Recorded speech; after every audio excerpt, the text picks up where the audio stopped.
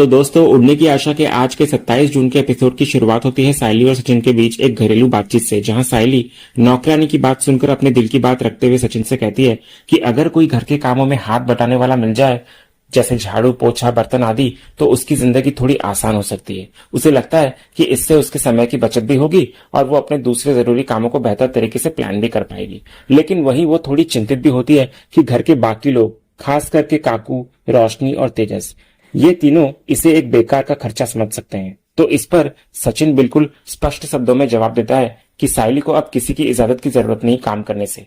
वो कहता है, तू इस घर की नौकर नहीं है, अगर मदद की जरूरत है तो इंतजार किस बात का, मैं इंतजाम कर दूंगा नौकरानी का। अगले सीन में हम देखते हैं साइली अपने मायके में होती है, जहां शोभा साइली को समझाती है कि हर गलती जानबूझकर नहीं होती बेटा। तो साइली अपनी उलझनों को लेकर परेशान सी होती है और कहती है, घर और काम दोनों को संभालना उसके लिए मुश्किल हो गया है, खासकर जब सचिन की मेहनत से इकट्ठा किए पैसों से लाया गया सीमेंट और रेती एक बारिश में बर्बाद हो गए तो उसका मन टूट सा गया। तो शोभा उसे समझाती है कि हर चीज बर्बाद नहीं हुई है बेटा, शायद भगवान इससे भी कुछ बेहतर सोच रहे हो। फिर साइली आगे बताती है कि सचिन ने अब यह तय कर लिया है कि घर के कामों के लिए एक नौकरानी रख लेना चाहिए ताकि उसका बोझ थोड़ा कम हो सके। तो शोभा को यह विचार पसंद आता है और वो कहती है, सच में जमाई बाबू बहुत समझदार है, आज के जमाने में ऐसे सोचने वाले पति बहुत ही कम मिलते हैं। तभी साइली आगे बोलती है, पर यह बात सिर्फ मेरे और सचिन के बीच ही है आई, और मुझे नहीं लगता कि बाकी सब घर वाले इस बात को लेकर सहमत होंगे या तैयार होंगे इस बात के लिए। तो शोभा कहती है, साइली बेटा, तुमने उस घर में काम करने का ठेका थोड़ी लेकर रखा है, और मुझे पता है कि और कोई माने या ना माने, परेश भाव तुम्हारी बात जरूर समझेंगे, बस तुम लोगों को तेरी सास को मनाना होगा। तो साइली कहती है, हाँ आई, उनका मानना सबसे ज्यादा जरूरी है। तभी जूही वहीं बैठी कहती है, पर ताई, मुझे एक बात समझ में नहीं आती कि तू अकेले ही घर का सारा काम क्यों करती है, रिया और रोशनी भी तो तेरा हाथ बटा सकते हैं ना। तभी साइली इधर से कहती है, ऐसी बात नहीं है जूही, और रिया थोड़ी चंचल है, उसे घर के कामों के बारे में ज्यादा कुछ पता नहीं होता है, और रही बात रोशनी की, तो उसे देखकर ऐसा लगता है जैसे वो काम से भाग रही हो। तभी शोभा इधर से कहती है, ये रोशनी भी ना मुझे भी थोड़ी अजीब लगती है, कभी कभी ऐसा लगता है जैसे वो कुछ छुपा रही हो। तो साइली फिर बोलती है, आई, सचिन और मुझे भी यही लगता है, पर बात अभी रोशनी की नहीं है बल्कि नौकरानी की है। आए दिन घर में पैसों को लेकर कुछ ना कुछ लड़ाई होते ही रहते हैं, तो अगर मैं ये नौकरानी वाली बात करूंगी ना तो महाभारत ही शुरू हो जाएगी घर में। तो शोभा बोलती है, साइली तू चिंता मत कर, हम एक ऐसे इंसान को ढूंढेंगे जो पैसे भी कम लेगी और तेरा सारा काम भी हो जाएगा। तो मैं एक काम करती हूँ, अपने चौल में देखती हूँ, किसी न किसी को तो काम की जरूरत होगी ना। उसके बाद आगे हम देखते हैं जूही साइली को कल हॉस्पिटल चलने को कहती है उसके साथ। तो साइली को ये याद आता है कि जूही ने बताया था कि वहां फूल मालाओं का कॉन्ट्रैक्ट मिलने वाला है उसे। तो साइली तुरंत तैयार हो जाती है कल हॉस्पिटल जाने के लिए। सीरियल के दूसरे सीन में हम देखते हैं साइली सचिन के लिए खीर बनाकर लाती है। तो सचिन खीर देखकर बोलता है, वो पगार की बात, बोनस मिलता है इसलिए बनाई है क्या खीर? तो साइली बोलती है, नहीं ऐसी बात नहीं है, मैंने सोचा कि खाने के बाद कुछ मीठा बना दूं तो इसलिए मैंने बना दिया, क्योंकि कभी कभी मैं भूल जाती हूँ कि मैं कितनी किस्मत वाली हूँ कि मेरी शादी तुमसे हुई है। तो सचिन कहता है, पर मैंने ऐसा क्या किया? तो साइली कहती है, सचिन, जैसे तुम मेरा साथ देते हो, मेरा ख्याल रखते हो और मेरा सपोर्ट करते हो, ठीक वैसे ही मैं भी हमेशा तुम्हारा सपोर्ट किया करूंगी। तो सचिन कहता है, तो देर किस बात की है, सबसे पहले खीर खाने का शुभारंभ तू ही कर दे, कहकर सचिन साइली को खीर खिलाता हुआ नजर आता है। उसके बाद साइली अचानक से सचिन को सॉरी कहती है। तो सचिन पूछता है, मेरे को क्यों सॉरी बोल रही है, क्या बात है? तो साइली बोलती है, तुम्हें बिना बताए मैं अपने भाई के जन्मदिन में चली गई थी ना, इसीलिए। और सचिन, मैं हमेशा कोशिश करती हूँ कि दोनों परिवारों के बीच की जिम्मेदारी मैं अच्छे से निभा पाऊं, पर इसे संभालने के चक्कर में तुम्हारे प्रति जो मेरी जिम्मेदारी थी वो कहीं ना कहीं मैं भूल गई थी, इसलिए सॉरी। तो सचिन फिर बोलता है, तो इस हिसाब से तो मेरे को भी तेरे को सॉरी बोलना चाहिए, क्योंकि जब वो गेम के टाइम पर मैं डिसाइड मारा कि मेरे को आकाश का सपोर्ट मारने का है, तो तू आंख बंद करके मेरे को फुल टू सपोर्ट मारी, एक भी बार सवाल जवाब नहीं किया। पर मैं तेरे को सवाल जवाब किया और मैं तेरे को उस जगह पे लाकर खड़ा कर दिया कि तू मेरे और अपने परिवार में से किसी को एक को चुने। मैं तेरे साथ वो किया था, लेकिन तू मेरे साथ बिल्कुल भी वो नहीं की और आंख बंद करके सपोर्ट मारी, इसलिए मेरे को भी सॉरी बोलना मांगता है साइली। तो साइली फिर थैंक यू कहती है। तो इस पर सचिन कहता है, अभी हर चीज में अगर हाँ में हाँ और ना में ना, सॉरी थैंक यू सब बोलते रहेंगे ना, तो हम लोग तो एकदम परफेक्ट कपल हो जाएंगे ना साइली। तो साइली कहती है, मुझे तो लगा कि हम पहले से हैं सचिन, और वैसे भी सचिन, कोई भी इंसान परफेक्ट नहीं होता, बल्कि दो लोगों के बीच रिश्ता परफेक्ट होता है। अगली सुबह हम देखते हैं कि जूही और साइली हॉस्पिटल पहुंचते हैं। इधर साइली थोड़ी उत्सुकता के साथ जूही से पूछती है कि आखिर अस्पताल वाले उन्हें फूलों का काम क्यों देना चाहते हैं, क्या कोई बड़ा आयोजन होने वाला है? तो जूही मुस्कुराकर कहती है कि अस्पताल में एक छोटा मंदिर है जिसे रोज सजाने के लिए फूलों की जरूरत पड़ती है, इसके अलावा बीच बीच में छोटे कार्यक्रम भी होते रहते हैं। तो जूही आगे कहती है कि उसने अपने ऑफिस के एचआर को सायली के बनाए गुलदस्तों की तस्वीर भी दिखाई थी, जो उन्हें इतनी पसंद आई कि उन्होंने पूरे ऑफिस के केबिन्स के लिए वैसा ही फूलों का सजावट ऑर्डर कर दिया। तो सायली यह सुनकर गर्व से भर जाती है और कहती है कि जूही, कितनी कम उम्र में इतनी अच्छी जगह पहुंच गई तू, और अब उसी की वजह से उसे एक बड़ा मौका मिला है। वो कहती है कि जूही बहुत आगे जाएगी। फिर जूही बड़ी सादगी से कहती है कि उसने जो भी कुछ किया है वो सायली के लिए बहुत कम है। इसके बाद दोनों कैश काउंटर की तरफ बढ़ जाती हैं। दूसरी तरफ उसी समय अस्पताल में रोशनी का आगमन होता है। रोशनी सीधी रिसेप्शन पर आती है और कहती है कि उसे डॉक्टर देविका से मिलना है, तो रिसेप्शनिस्ट उसे थोड़ी देर इंतजार करने को कहती है। इधर दूसरी तरफ जूही और सायली अपना काम पूरा करके अस्पताल के बाहर निकल रही होती है। तभी जूही सायली को समझाती है कि फूलों की डिलीवरी और मंदिर की सजावट का काम कल से शुरू हो जाना चाहिए।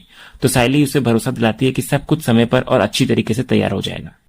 तभी इधर जूही की नजर अचानक से अस्पताल के लॉबी में बैठी रोशनी पे पड़ती है। वो सायली को इशारा करके दिखाती है, तो सायली चौंक कर देखती है और कहती है शायद रोशनी किसी आम चेकअप के लिए आई होगी। तभी अंदर से डॉक्टर का बुलावा आता है और रोशनी क्लिनिक के भीतर चली जाती है। इधर सायली जूही से कहती है कि उन्हें इस मामले में दखल नहीं देना चाहिए। बीते समय में जब उन्होंने रोशनी के मामले में कोई बात की थी तो घर में बहस हो गई थी और खुद रोशनी ने भी बहुत कुछ सुना दिया था। अब वो दोबारा उस गलती को नहीं दोहराना चाहती। तो जूही थोड़ी सोच में पड़ जाती है और कहती है कि रोशनी इन दिनों बार बार अस्पताल क्यों आ रही है, ये थोड़ा अजीब लग रहा है। वो रिसेप्शन से जानकारी लेने को सोचती है। फिर जूही रिसेप्शन पर आती है और धीरे से पूछती है कि रोशनी किस काम से आई है। तो रिसेप्शनिस्ट बिना ज्यादा जानकारी दिए कहती है कि रोशनी दूसरी बार प्रेग्नेंट बनने के संबंध में टेस्ट करवाने आई है। तो ये सुनकर जूही का चेहरा एकदम सन्न रह जाता है। फिर वो जल्दी से लौटकर सायली को ये बात बताती है कि रोशनी दूसरी बार मां बनने से जुड़ा हुआ कोई टेस्ट करवा रही है। तो सायली को इस बात पर यकीन ही नहीं होता। वो हैरान होकर कहती है कि रोशनी का तो अभी तक एक भी बच्चा नहीं है, तो ये दूसरी बार का क्या मतलब हुआ। फिर सायली अंदाजा लगाती है कि शायद रिसेप्शन पर कोई गलत जानकारी मिल गई होगी या किसी और की फाइल रोशनी की समझ ली गई होगी। पर जूही कहती है कि अस्पताल का सिस्टम बहुत व्यवस्थित होता है और कंप्यूटर में सारी एंट्री सही से होती है। तो सायली कुछ भी नहीं कहती, पर उसका चेहरा गंभीर हो जाता है। तभी जूही सायली से पूछती है कि क्या वो इस बारे में और जानकारी के लिए किसी नर्स से जाकर बात करे। तो सायली तुरंत मना कर देती है, क्योंकि वो चाहती है कि किसी तरह की बात न फैले और कोई नया बवाल खड़ा ना हो। हालांकि सायली ने बाहर से खुद को शांत तो दिखा दिया, लेकिन अंदर ही अंदर वो भी परेशान और उलझन में होती है। अगले सीन में हम देखते हैं कि सचिन बाहर होता है और तभी सड़क किनारे खड़ी एक गर्भवती महिला बेचैनी में इधर उधर देखती हुई सचिन की गाड़ी के पास आती है। वो हल्के घबराते हुए स्वर में सचिन से कहती है, क्या आप मुझे अस्पताल छोड़ सकते हैं, मेरी तबीयत ठीक नहीं लग रही है। तो सचिन उसे देखकर चिंतित हो जाता है और पूछता है, आपके पति साथ नहीं है क्या। तो वो महिला कहती है, नहीं, वो ऑफिस में है, वहीं से सीधा अस्पताल पहुंचेंगे। तो महिला की हालत देखकर इधर सचिन देर नहीं करता, तुरंत दरवाजा खोलता है और उसे बिठाकर हॉस्पिटल की ओर निकल पड़ता है। लेकिन रास्ते में अचानक भारी ट्रैफिक जाम लग जाता है। सचिन बार बार हॉर्न बजाता है, लेकिन कोई हलचल नहीं होती। तभी कार में बैठी उस महिला को लेबर पेन शुरू हो जाता है। उसका दर्द बढ़ता जा रहा होता है। तो सचिन जल्दी से बाहर निकलता है और ट्रैफिक क्लियर करवाने की कोशिश करता है। वो लोगों से मदद की गुहार लगाता है, लेकिन हर कोई अपनी ही दुनिया में मस्त होता है, कोई भी उसकी बात नहीं सुनता। फिर जब सचिन को कोई मदद नहीं मिलती तो वो गाड़ी की डिक्की में से एक चादर निकालता है और कार के आधे हिस्से को कवर कर देता है ताकि थोड़ी प्राइवेसी मिल सके। फिर बाकी के हिस्से को ढकने के लिए उसके पास और कोई कपड़ा नहीं होता। तभी उसकी नजर वहीं ट्रैफिक में खड़े एक लॉन्ड्री वाले पर जाती है, जिसकी गाड़ी में कई प्रेस की हुई चादरें रखी हुई होती है। तो सचिन बिना देर किए उसके पास जाता है और बड़े विनम्रता से कहता है, भाऊ, मेरी गाड़ी में एक महिला है जो अभी डिलीवरी की कगार पर है, तो क्या आप एक दो चादर दे सकते हैं। तो लेकिन वो लॉन्ड्री वाला साफ मना कर देता है और कहता है, नहीं, ये सब ऑर्डर की चीजें हैं, नहीं दे सकता मैं। इधर महिला की हालत बिगड़ती जा रही होती है, उसकी चीखें तेज हो जाती है। ये देखकर सचिन गुस्से और मजबूरी में आकर लॉन्ड्री वाले की गाड़ी से जबरन कुछ चादरें उठा लेता है और पूरी कार को ढक देता है। फिर वो महिला से आकर कहता है, देखिए, मैंने कार को कवर कर दी है हर जगह से, आप अब बस अपनी डिलीवरी पर ध्यान दीजिए। तो महिला इधर गुस्से में कहती है, डॉक्टर के बिना डिलीवरी कैसे होगी। तो सचिन कहता है, डॉक्टर शायद अभी ना मिले, लेकिन मैं किसी अनुभवी दाई माँ को ढूंढकर लाता हूँ। दूसरे सीन में इधर हम देखते हैं कि सायली अस्पताल के बाहर आती है और काफी परेशान सी होती है। वो मन ही मन में कहती है, दूसरे बच्चे का टेस्ट कुछ समझ में नहीं आ रहा है। अब मैं ये बात बताकर घर में कोई तमाशा खड़ा नहीं करना चाहती, तो मुझे ये बात सचिन को बतानी होगी, वही मेरी मदद कर सकता है। फिर सायली तुरंत सचिन को कॉल करती है, लेकिन सचिन व्यस्त होने के कारण फोन नहीं उठा पाता।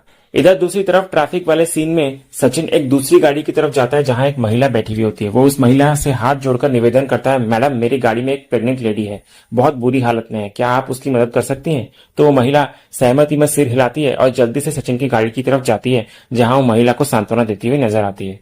इधर फिर सचिन की नजर एक बुजुर्ग महिला पर भी पड़ती है। वो भीड़ में खड़ी हुई होती है तो सचिन उनसे भी जाकर मदद मांगता है और वो भी बिना झिझक कार में जाकर प्रेग्नेंट महिला को संभालने लगती है। फिर कुछ देर बाद आखिरकार महिला एक बच्चे को जन्म देती है। इधर सचिन की आंखों में राहत और गर्व झलक उठता है।